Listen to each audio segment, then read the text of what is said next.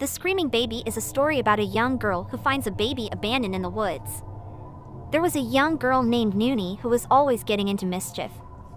One day, as she was leaving for school, her mother gave her a stern warning. "You be careful, Noonie," her mother said.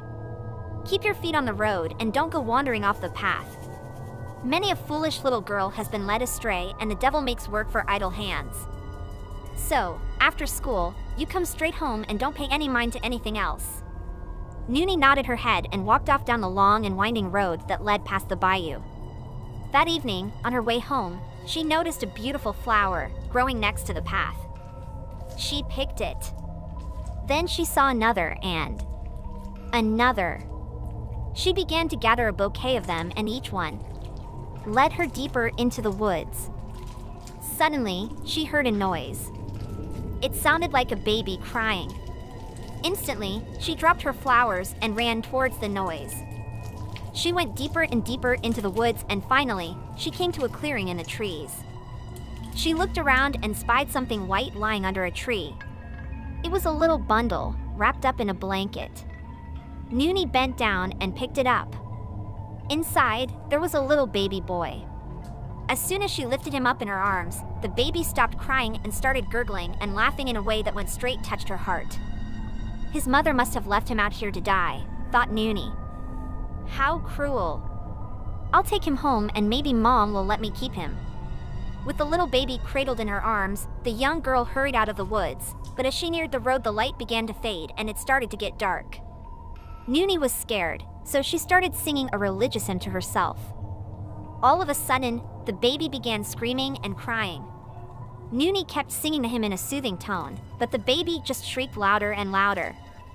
"That's strange," said Noonie. "It's almost as if he doesn't like prayers." Then, the girl pulled back the blanket that was covering the screaming baby's face, and when she did, her heart almost froze in her chest. Instead of a cute little baby, the bundle she was holding contained something black and shiny and ugly. It looked like some sort of gigantic, grotesque beetle. As she watched in horror, the black thing began to grow right before her eyes, getting bigger and bigger. She dropped the wretched thing and it fell to the ground, writhing and kicking its spindly legs. Poor Noonie was so scared she almost dropped dead on the spot. All she could think to do was to bless herself and hold out her hands in front of her, making the sign of the cross with her fingers. When the black thing saw the sign of the cross, it let loose a high-pitched scream and ran off into the woods. Noonie ran all the way home and never again strayed from the path or stopped to pick flowers in the woods. The Dancing Dead is a story about a young Irish girl who encounters strange figures one November night. Years ago, in Ireland, people were afraid to leave their houses on the last night of November. They believed that, on that one night of the year, the dead would rise from their graves and go forth among the living. If you were out on that night, they said, and you heard footsteps behind you, you shouldn't look around, because the dead were following you, and if you looked them in the eye, then you would surely die. Just off the west coast of Ireland, there is a small island that the locals call Shark Island, though its proper name in Irish is Inisark. Today, it is uninhabited, but many years ago, there were people who lived their whole lives on the island, and one of them was a young girl named Kathleen. One November night, Kathleen was on her way home. The road back to her house was long and she was tired of walking, so she sat down to take a rest. It was a cold, dark night, and the chill night air sent a shiver down her spine. She looked around and realized she was sitting by the wall of a churchyard. In the moonlight, the headstones looked like bones. All at once, she saw a figure appear from the darkness. She had to cover her mouth to stop herself letting out a cry of surprise. As the figure came closer, she realized it was a young boy with pale white skin. "Who are you?" she asked. "Take a good look at me," said the boy. "Don't you know me?" "There is something familiar about you," said Kathleen. "Take another look closer," he said, stepping into the moonlight. "Now do you know me?" "Yes, I know you now," she said, her voice a frightened whisper. "You're young Brian, but you were drowned last year when you went out fishing. Why are you here?" "Look," he said, pointing at the hill nearby. "That's why I'm here." Kathleen looked and saw faint lights on the hillside, dancing like fireflies in the darkness. When she looked closer, she saw they were people. Men, women, and children, dressed all in white, their faces sad and pale as a funeral shroud, all dancing to the music of unseen pipes. Kathleen looked closer and saw a girl that had died the year before, then another man she knew had died long ago. To her horror, she recognized each and every one of them. All of the dancers, men, women, and children, were people who had died on the island, as far back as she could remember. The sight chilled her to the bone.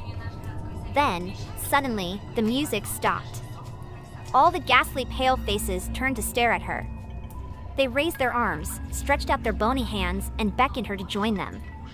Their sad faces changed in hideous, malevolent grins spread out across their sunken cheeks. "Now," said the boy, "run for your life, for if they bring you into their dance, you'll never be able to leave." The terrified girl turned to flee, but at that moment, the dead floated towards her and joined hands, forming a circle around her. They threw back their heads in silent laughter and stared at her with eyes that looked like they wanted to snatch her up and drag her off with them. Kathleen stood there trembling as the laughing dead gathered around her, spinning faster and faster as they edged closer and closer. She started to grow dizzy as their pale faces became a blur of whirling white, and all at once, she fainted and fell to the ground. The next morning, Kathleen woke up at home in her own bed. When she didn't return the night before, her brother had gone out searching for her. He found her lying unconscious in a stone circle on the hill and brought her home. Kathleen's family were gathered by her bedside. They could see that her face was drained of color and she was too weak to move. The poor girl was as pale and listless as the dead. They sent for the doctor and he came as quick as he could. He tried everything he could to save her, but it was no use. As the moon rose that night, her family were saying prayers at her bedside when they heard the eerie sounds of faint music drifting on the breeze. "Do you hear it?" Kathleen asked weakly. "What does it mean?" Her family went to the window to see who was playing the music, but they saw nothing in the moonlight but empty, desolate fields as far as the eye could see. Just then, Kathleen sat up in bed and screamed, "Mother! Mother! The dead are coming for me! They're here! They're here!" Suddenly, the music stopped, and when they returned to Kathleen's bedside, they saw that the poor girl was dead. Outside in the night, nobody saw the pale, white figure of a young girl dancing away towards the moonlit hill. The Fearless Girl is a story about a young girl who takes on a bet to retrieve a skull from the dead house at night. There was a girl named Mary who wasn't afraid of anything. Everyone who knew her called her Fearless Mary. Her father was a farmer and she worked for him, doing chores around the house. One dark and windy night, her father was drinking with a few of his friends, the blacksmith and the village grave digger. Before long, they ran out of alcohol and asked Mary to go down to the local pub and buy another bottle. "You can't send that little slip of a girl out on a night like this," said one of the men. "She'll be too frightened." "My daughter isn't afraid of anything in this world, living or dead," her father said. "Isn't that right, Mary?" "That's right," Mary replied as she put on her coat and ventured out into the dark night. Half an hour later, she came back with the bottle. The men opened it and had another few drinks. After a while, her father took out some money and slapped it down on the table. "I bet you can't come up with a task that Mary won't do," he said. "I know something she won't do," said the blacksmith. "I bet she won't go down to the cemetery and go into the dead house and bring us back a skull bone." "All right," said the farmer. "You're on." He called Mary out of the kitchen and told her about the bet and what they wanted her to do. Without a word, Mary put on her coat and ventured out into the dark night again. It was cold and dark and the wind was rattling the trees. She walked down the long and winding lane that led to the churchyard. She opened the cemetery gate and made her way to the dead house. She skipped down the stone steps and pushed the heavy wooden door. It opened with a loud creak and Mary stepped inside. As her eyes adjusted to the darkness, she was able to make out her surroundings. The whole room stank of earth and mold and death. It was also full of bones. Arm bones, leg bones, shin bones, shoulder bones, hip bones, spine bones, finger bones, and skull bones. They were strewn across the floor, stacked on shelves, and piled high against the walls. Mary made her way into the middle of the room, carefully stepping over the bones.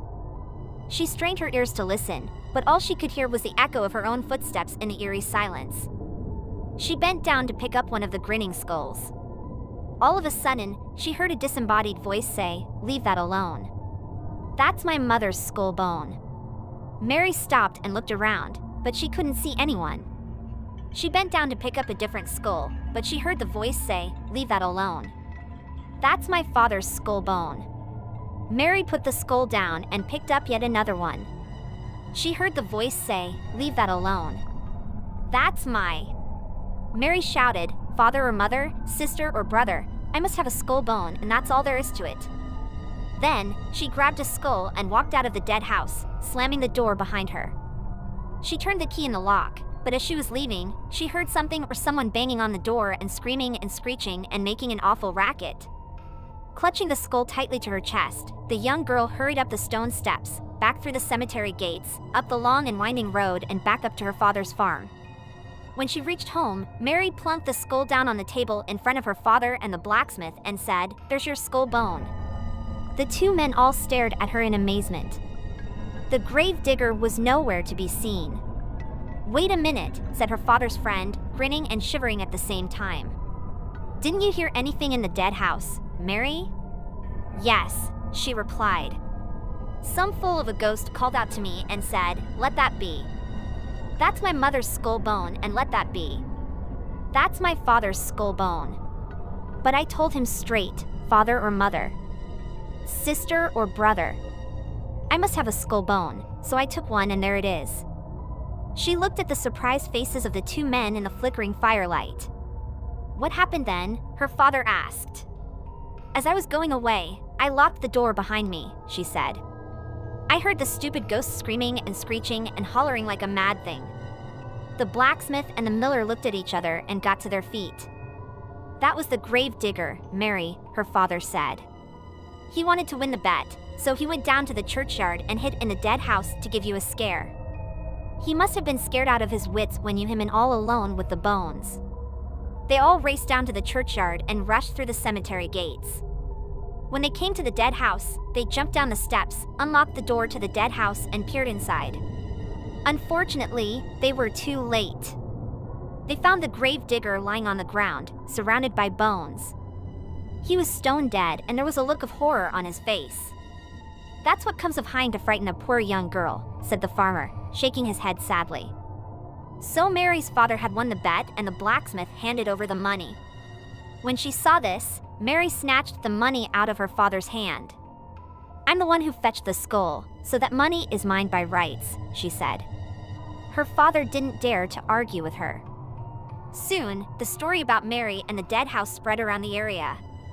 Everyone was aware of her bravery and her daring, and her fame spread for miles and miles around.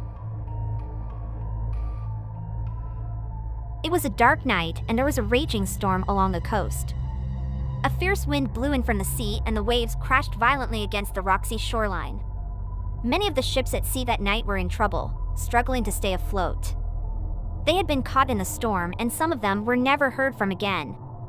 The wind rattled the doors and windows of the small houses on the cliffs that overlooked the churning ocean. In one warm little cottage, a young woman was cooking the dinner when she suddenly turned and called out to her husband. "Did you hear that?" she asked. "What?" said her husband, tapping his pipe against the table. "I thought I heard a baby crying out there," she said. "It's just the wind howling," he replied. "Or maybe it's a seal. Sometimes the frightened cry of a seal sometimes sounds like a baby." "No, I know a baby when I hear it," said the woman. The husband shook his head.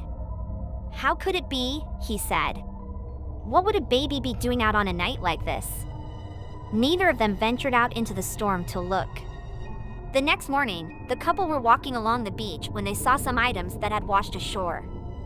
They must have come from a ship that sank during the storm. The husband spotted a cradle among the debris. He picked it up and carried it back to their home. The storm had battered it about a little, but it was sturdy and undamaged. In the years that followed, the woman gave birth to a number of babies and each of them slept in the cradle. But there was one strange thing about it. Every time there was a storm, the cradle would rock by itself. As the wind roared outside, the cradle would rock back and forth, as if someone were sitting next to it, gently rocking a baby to sleep. One day, the wife's sister came to visit and the family gathered at the kitchen table for dinner. While they were eating, the sister happened to glance into the living room. "Who's that woman rocking the cradle?" she asked in surprise. The father and mother looked at each other and said, "What woman?" "There's no woman, the cradle rocks by itself." "There is a woman there," said the sister. "She has long dark hair, her face is pale and she looks very sad. She's just sitting there next to the cradle, rocking your baby." Alarmed, the wife jumped up from the table and quickly ran over to the cradle. She picked up her baby and held it in her trembling arms. That very night, the husband took the cradle outside and chopped it to pieces with an axe. He collected all of the bits of wood and threw them in the fireplace. He lit a match and, as the flames took hold and the pieces of the cradle began to burn, they could hear the chilling sound of a baby screaming. But, after the fire died out and all of pieces of the cradle had turned to ash, they never heard the cries again.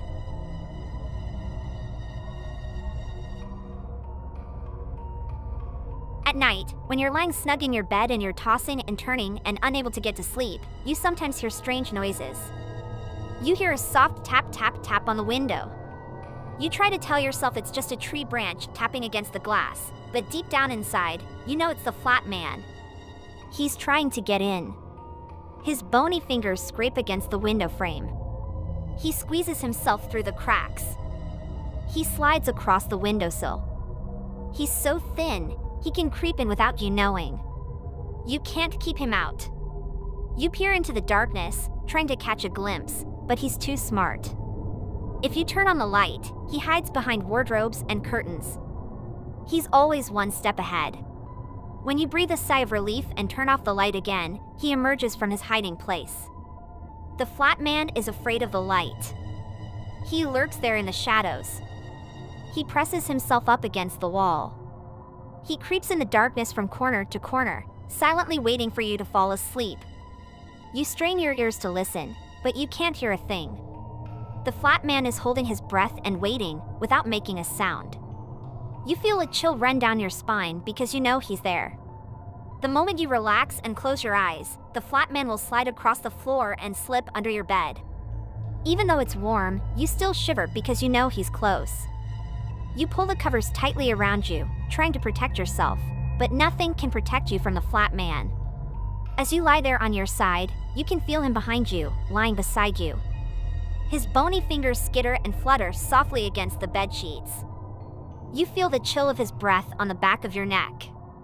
You lie there, too terrified to move as his paper-thin arms slowly wrap around you. As soon as you fall asleep, his gnarled hands will cover your nose and mouth. You won't be able to breathe. Your body will struggle to take one more breath of air. You'll wake up, gasping for air, and you'll cry out for help. Perhaps the flat man will let you live.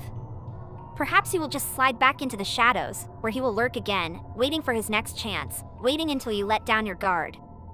He's waiting for that perfect night, when there's no one else in the house and no one there to hear your cries, and no one will come running when you scream, and he can strangle you in your sleep and nobody will ever know what happened to you.